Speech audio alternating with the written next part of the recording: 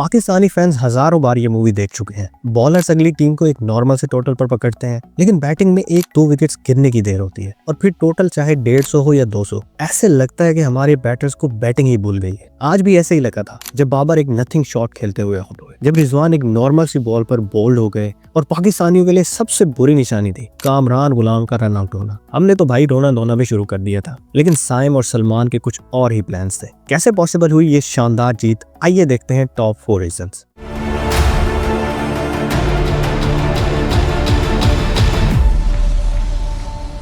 Reason number 1, Salman की bowling. जब से सलमान पाकिस्तान टीम में आए हैं, उनके नाम के साथ ऑलराउंडर का टैग लगा हुआ है, लेकिन 3 मैचेस पहले तक 15 ओडीआई इनिंग्स में उनकी सिर्फ 4 विकेट्स थी। इसलिए फैंस भी ये सोचने पर मजबूर थे कि यार क्या ये बंदा सिर्फ नाम का ही ऑलराउंडर है। बट जब से रिजवान के पास कप्तानी आई है, उन्होंने सलमान की ऑफ स्पिन का पूरा इस्तेमाल किया है। यही वजह है कि वो लास्ट 4 मैचेस में 10 विकेट्स ले चुके हैं, जो कि ऑनेस्टली अनबिलीवेबल है। लेकिन साउथ अफ्रीका के अगेंस्ट उनकी फर्स्ट ओडीआई में bowling was something special। 9.4 overs के बाद साउथ अफ्रीका बगैर किसी विकेट के नुकसान के 70 रन बना चुका था, लेकिन फिर स्टार्ट हुआ सलमान का मैजिक। पहले आर्म बॉल से डिजोर्जी को एलबीडब्ल्यू किया और फिर 3 साउथ अफ्रीकन बैटर्स को बोल्ड किया। इंप्रेसिव बात ये थी कि सलमान के पास दोनों स्किल्स नजर आई। जब उन्होंने ऑफ ब्रेक किया तो पूरा शार्प टर्न मिला, और जब आर्म बॉल की तो वो भी पूरी ड्रिफ्ट के साथ। उनकी 4 विकेट्स की वजह से पाकिस्तान साउथ अफ्रीका को 239 तक लिमिट करने में कामयाब हुआ। उनकी इस बॉलिंग परफॉर्मेंस ने ये मैच तो जितवाया ही, लेकिन ये फ्यूचर के लिए भी बहुत प्रॉमिसिंग साइन है। कैप्टन रिजवान के पास अब एक रिलायबल स्पिन ऑप्शन आ चुका है। फास्ट बॉलर्स में से अगर किसी एक बॉलर का दिन बुरा जाता है तो वो उनके ओवर्स सलमान से करवा सकते हैं। मूव करते हैं रीजन नंबर 2 की तरफ, जो कि है शाहीन की बॉलिंग।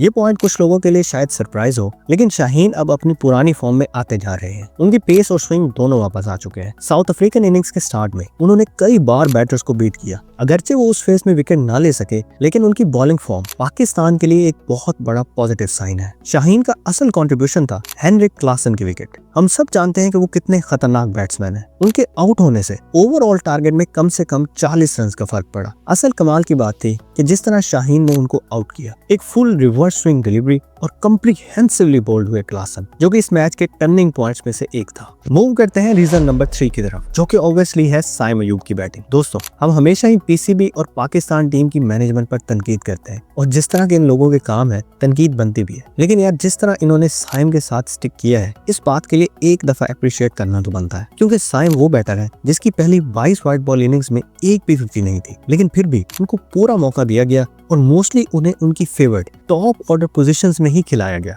और इसीलिए आखिरकार पाकिस्तान की साइम पर इन्वेस्टमेंट रंग लाई। लास्ट 10 इनिंग्स में वो 82 की एवरेज और 124 के स्ट्राइक रेट से 577 रन बना चुके हैं, जिसमें 2 100s और 2 50s शामिल हैं, जो कि एक इनक्रेडिबल टर्न अराउंड है। लेकिन उनकी साउथ अफ्रीका के अगेंस्ट ये 100 कई सालों तक याद रखी जाएगी, क्योंकि जिस सिचुएशन में और जिस अटैक के सामने उन्होंने ये इनिंग्स खेली, ऐसा काम करना किसी आम बैटर के बस की बात नहीं। सबसे इंप्रेसिव बात ये थी कि उन्होंने अपने नेचुरल बैटिंग स्टाइल को काफी देर तक कंट्रोल में रखा और लंबे टाइम तक रिस्क फ्री इनिंग्स खेली। 20वें ओवर में जब कामरान गुलाम रन आउट हुए तो उस वक्त विन प्रेडिक्टर के मुताबिक पाकिस्तान की जीत के चांसेस 20% से भी कम थे, लेकिन साइम बिल्कुल भी पैनिक ना हुए। उन्होंने कोई रैश शॉट अटेम्प्ट नहीं की। इनफैक्ट उन्होंने अगली 36 बॉल्स पर सिर्फ 34 रन स्कोर किए, जिसमें सिर्फ 3 चौके शामिल थे। लेकिन हमारे बॉय ने जब अटैक किया तो एक ही ओवर में 22 रन ले लिए। इन द एंड उन्होंने 119 बॉल्स पर 109 रन की शानदार इनिंग्स खेली। आई नो कि अपने शॉर्ट से करियर में साइम कई कमाल की इनिंग्स खेल चुके हैं, लेकिन ये इनिंग्स सिचुएशन, कंडीशन और इंपॉर्टेंस के लिहाज से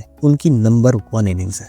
फाइनली बात करते हैं इस जीत की चौथी रीजन की, जो कि है सलमान अली आगा की बैटिंग। इस इनिंग्स से पहले लास्ट 9 इनिंग्स में सलमान ने 11 की एवरेज और 70 के स्ट्राइक रेट से सिर्फ 97 रन बनाए थे। उनकी T20I परफॉर्मेंस पर तो दुनिया जहान की तनकीद हुई, जो कि काफी हद तक जस्टिफाइड भी थी। लेकिन इस सब का मतलब ये था कि इस इनिंग्स में वो अपने कंधों पर प्रेशर का पहाड़ लेकर ग्राउंड में उतरे थे। एक तो मैच की सिचुएशन ऐसी थी और दूसरा उनकी रीसेट फॉर्म। इन दोनों फैक्टर्स को देखते हुए इस इनिंग्स की जितनी तारीफ की जाए उतनी कम है। पूरी इनिंग्स में उन्होंने सिचुएशन के हिसाब से बैटिंग की। जब सिंगल डबल्स की जरूरत थी तो वो गेम खेली, और जब बाउंड्रीज की जरूरत थी तो उन्होंने बड़ी बड़ी शॉट्स भी दिखाई। सलमान का असल इम्तिहान तब शुरू हुआ जब साइम अयूब और इरफान खान एक ही ओवर में आउट हो गए। उस वक्त पाकिस्तान को अभी भी 40 रन दरकार थे। शाहीन शाह अफरीदी की 8 बॉल डक के बाद तो सारी जिम्मेदारी बारी सलमान पर आ गई थी, लेकिन अगेन उन्होंने बिल्कुल भी पैनिक ना किया, सिचुएशन को कंट्रोल में रखा और कैलकुलेटेड रिस्क लेकर बाउंड्रीज भी लगाई, जो कि उस टाइम के लिहाज से बहुत ज्यादा क्रूशल था। ऑल इन ऑल ये एक high quality middle order innings थी और एज ए पाकिस्तानी फैन हम यही उम्मीद करते हैं कि हमें सलमान से मजीद ऐसी ऑलराउंड परफॉर्मेंसेस देखने को मिलेंगी। सलमान की परफॉर्मेंस सिर्फ ऑन फील्ड तक ही महदूद ना रही। मैच के बाद जब उन्हें मैन ऑफ द मैच का अवार्ड मिला तो उन्होंने वो भी साइम अयूब को दे दिया और कहा कि साइम इसके असल हकदार है। आपके ख्याल में पाकिस्तान के लिए इस मैच का सबसे बड़ा पॉजिटिव क्या था? कमेंट सेक्शन में जरूर बताइएगा और वीडियो अच्छी लगी हो तो वीडियो को लाइक और चैनल को सब्सक्राइब कर दें। It will motivate us.